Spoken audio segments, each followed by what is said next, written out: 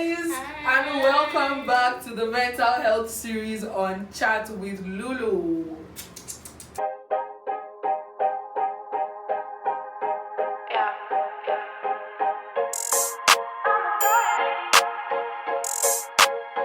Yeah, I know I look good, yeah, I look fly. Baby, I'm just your type. I'm a baddie.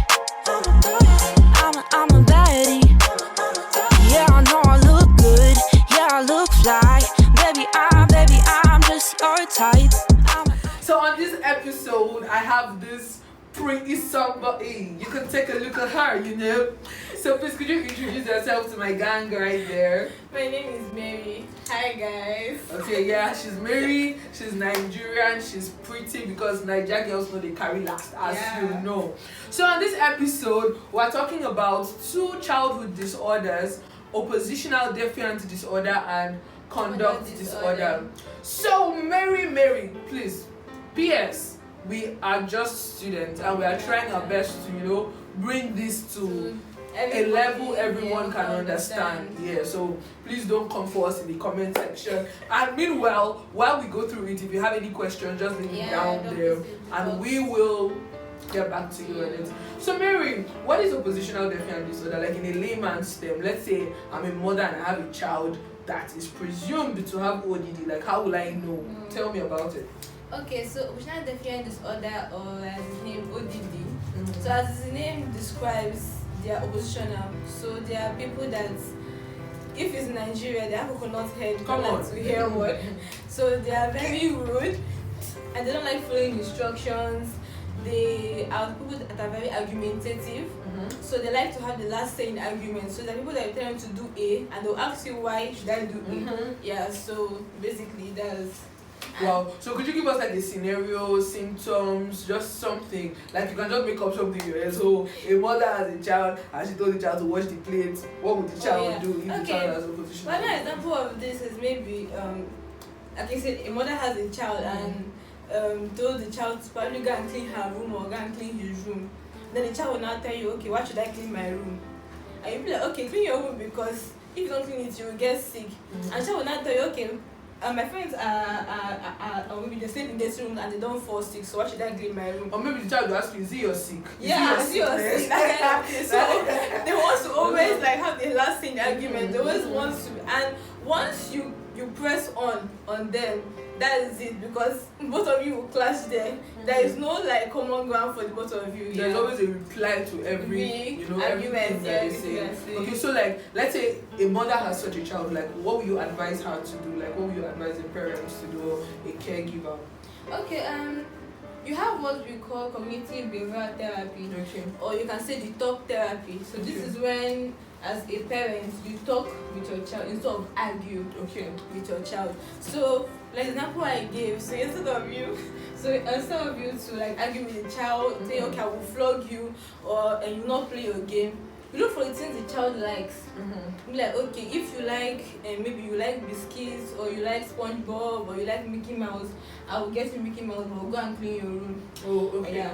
Or you can have, okay, also in the talk therapy, you can also like bring up scenarios to the child and be like, okay, if your mom tells you to go and clean your room, what are you going to do? So that kind of scenarios now bring the child to start, okay, talking, okay, I will do this, I will do that. Then if the child not makes any mistake in the explanation, you can now as the parent correct the child so that for future purposes the child will know how to be better and do better. Okay, so the scenario therapy has to do with like you thinking of future scenarios that could possibly happen, and then telling the child how to handle it. Okay, so that if they meet such scenarios, they will know how to act and not be wow. Okay, hope you guys are jotting things down. Can oppositional defiant, does it go away, or what happens to them eventually? Can they continue to adulthood? It's a childhood thing, so can it continue to adulthood, or like tell us? Okay, like she said before, it's a childhood disorder. So mean that it starts from when the child is small to at least when the child is 18. So after 18 you can't start diagnosing a child with ODD. But for children who have ODD, most of them, they can go past the behaviors. So these are the people that who have children that are also stubborn, and the wife will be like, or the mom will be like, you when you were small, you were like this. So, yeah, that kind of thing. And then some of them will now like graduate from ODD to conduct disorder. Yeah, so which is like a more severe form of ODD. Of ODD, wow. Okay, so now bringing us to the next topic now, conduct disorder. So like, what is the difference, or like, what is conduct disorder? Okay, so in a layman's term, you can say conduct disorder is ODD plus aggressiveness. Come on. Yeah. So ODD plus aggression. You don't mean it. So these people, they violate the rights of others. They don't like following societal norms. So it's like people that are very stubborn. They find it, okay, inflicting harm on others. These are children that bullies in school. They intimidate, they steal, or the children that like try to ride on you because they feel that they can ride on you. They feel like it's okay. And some of them, they steal, they manipulate, they lie, they can destroy properties. Yeah, they destroy properties. And some of them can run away from home. And some of the reasons why they run away from home is because, like I said, they are very aggressive, and they can run away from home because they feel like, okay, since I'm aggressive, let me not put my aggressiveness on you. So they can just like run. And then most of them before age 13, they can either run from school and go somewhere else and just maybe jump the fence and just leave school, and for a long time they don't come back here. Wow. Amazing. Conduct disorder. So what do you think like is a cause? Like, because it's just funny, or it's not funny, but like it's just somehow just sitting down, and then you see children that are like really have conduct disorder, beating up their fellow colleagues, using instruments, like imagine a small child using maybe knife to fight, or like all those things, or pen like that kind of thing. And legit, these people exist. Like, so what do you think like could cause it? What are the possible etiologies, like causes? Okay, so both conduct disorder and ODD, they are impulsive, meaning that it's not really a deliberate, like the children don't do it deliberate. They don't plan for them to be aggressive or for them to be disrespectful. Okay. So the causes, it can be genetic, it can be environmental, but I want to pick more on the environmental part, because genetic can really not be corrected, but environmental can be corrected. Yeah. So as parents, we have. Sure, before you continue, shout out to Victoria and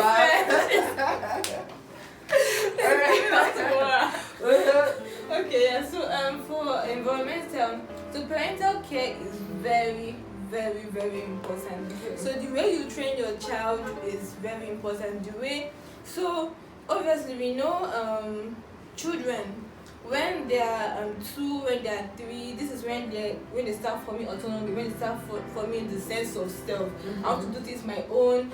Don't talk to me this way, or no, I want this, I must get this now. So it's normal to be like this when you're small. However, so it's for the parent now to now start curbing. They be like, okay, this is not right, this is right. So if you as a parent now leave your child to start behaving the way they want to behave, or maybe your child will go to school and bring back a wristwatch, and you be like, this wristwatch is fine, it's pretty. You don't ask him where I got the wristwatch for. Unconsciously that child is thinking, okay, it's right, and they will start growing up with that mentality. Or maybe our children that maybe when they are small, they are very aggressive, they easily get annoyed, and then as a parent you don't start controlling them. Or maybe as parents too, that will leave their children and then travel, or maybe leave the child with the helpers home. And then I tell the helper not to touch the child, or not to shout on the child, or not to correct the child. All those kind of behaviors. So when there is no parental care, there's nobody giving the child the direction to go. Obviously the child will be like, okay, let me start doing this my own way. So those and they now see all those things as right, see them as normal. Wow. And then they will now start growing to start becoming this people that is now stubborn, or society see as, what's the word now, as a stubborn person per se. Wow. And I would also like to add that, like, as a child, like, parents have a lot of duties to do to conduct disorder can be corrected. Like once you see all those traits, you can correct it as a parent. You can correct it, because if these children grow, it's not opposition that they don't grow out of conduct. They grow into antisocial personality disorder, and these people might end up in jail. So if you see somebody doing something wrong, if you see your child, if you see your child, if you see a child, you can talk to the parent or talk to someone about it. But if you see somebody doing something wrong, you have the right to correct this child, correct the child, because as it's small, you can correct it, you can modify it before the child grows to have such a personality disorder. Wow.